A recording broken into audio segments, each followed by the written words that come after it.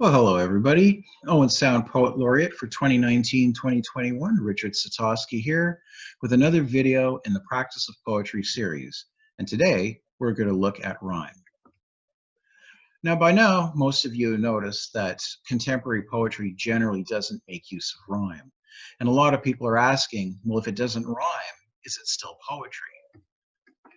Well, I'd like to remind everybody that rhyme is still an important tool, even when poems don't seem to rhyme. That is, even when poems don't have a perfect end rhyme like house or mouse, there's still a lot of rhyme or rhyme-like things going on, things that I like to call from the rhyme family. So just as free verse often has carefully worked out meter, you can often use very subtle rhyme-like effects. Among these, there's half or slant rhyme, which is words that don't quite rhyme. So if you're going to rhyme the word floor with hour, okay, that doesn't rhyme quite well. And a lot of people would say, well, that's a bit of a cop-out. You're trying to shoehorn some terms that don't quite go together. But I could say nothing could be further from the truth. Wilfred Owen, the great World War I poet, made a lot of use of slant rhyme. See, rhyme leads toward a very tidy conclusion. And if we want to sort of break that up a little bit and kind of introduce a note of uncertainty or chaos, then we create a half rhyme. And Wilfred Owen did that a lot to reflect the disruption that was caused by the First World War. Our expectations for a tidy, orderly world were defeated. We're kind of in a tough situation, and the slant rhyme goes well with that. There's also internal rhyme, which is the use of words that rhyme, but shoving them inside the lines. And that creates a very wonderful textured effect. And of course, you've also got assonance, which is the repetition of vowel sounds inside words, and consonance, which is the repetition of consonant sounds inside words. So these are kind of similar to alliteration, except with alliteration, of course, the repeated sound comes at the beginning. So I've got some excellent examples of this. From Crux by Sharon McCartney. Absolutely amazing poem. It stretches over about 25 lines, and it's just a dense Christmas pudding of these techniques. So if we look at internal rhyme and assonance, we've got 5 times in 4 lines that short U sound, rusty, gusts, tucked, trust, abutted. With rusty and gusts, well, there's your little internal rhyme. You've got torso and just so, another internal rhyme. You got to think about the fact that that short U sound does not show up in English all that often. Okay, so she's kind of going out of her way to look for words that would actually suit this scheme that she's got going on, and she makes great effect of it. To get the full understanding of how the piece works, of course, you'd have to read the whole poem. Now, when it comes to things like consonants and alliteration, well, this is an absolute smorgasbord. I had to color code the various sounds, and I didn't quite get them all. You'll notice in the word quaking, I missed the Q sound, which is a hard K sound. But you'll see it's just an absolute rainbow of different sonic effects that you get in this. So she does this over 25 or so lines. It's a tour de force. And it's the type of thing that a really sharp poet can get away with. And it's something that I think a good poet should aspire to as much as possible. So if we take a look at the poem that I wrote, which is a loose sonnet, gentrified, that's the poem that I used as an example of meter in the previous video. It's a loose sonnet, and so it doesn't obey the regular sonnet scheme. If you remember from English class, the sonnet goes A, B, A, B, C, D, C, D, and then there's a break, and then E, F, E, F, G, G.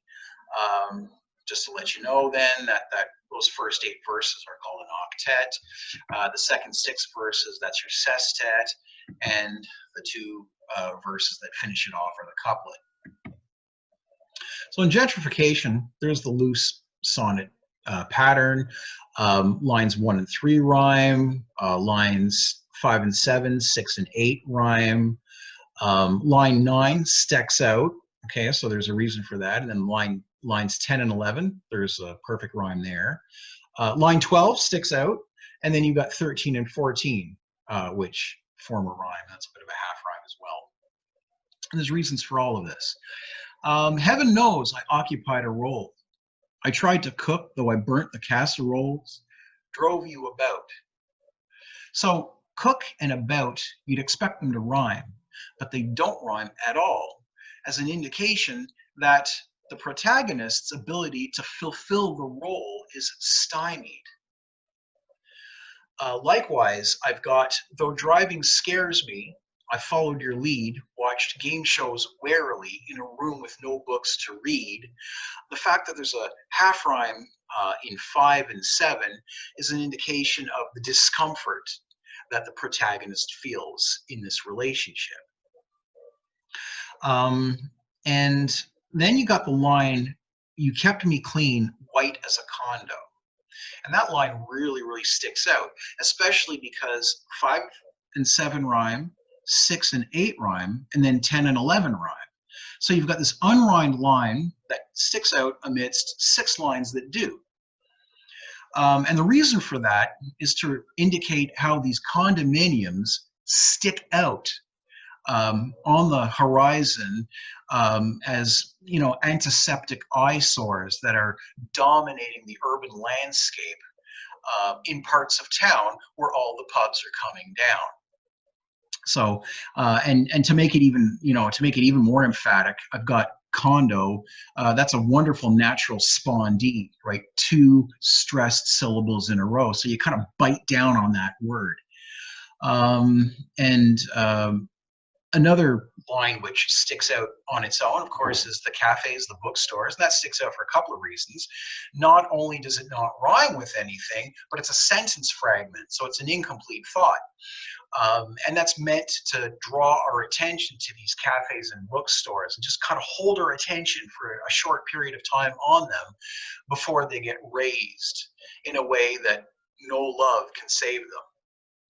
And that's also why there's a half rhyme at the very, very end, raised and save, because in a situation like this, in life, just as in poetry, endings aren't necessarily always tidy. This is a messy circumstance the city finds itself in.